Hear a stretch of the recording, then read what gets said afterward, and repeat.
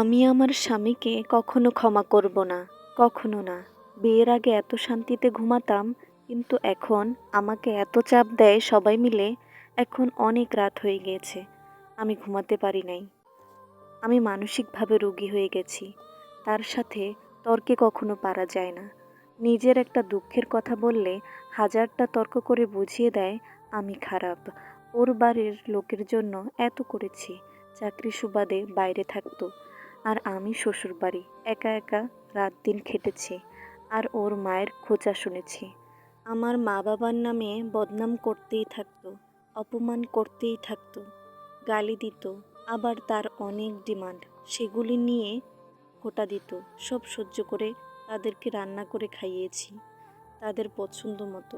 সংসারের সব কাজ করার পরেও দিন শেষে ছেলের কাছে এমনভাবে কথা বলতো যেন সব কাজ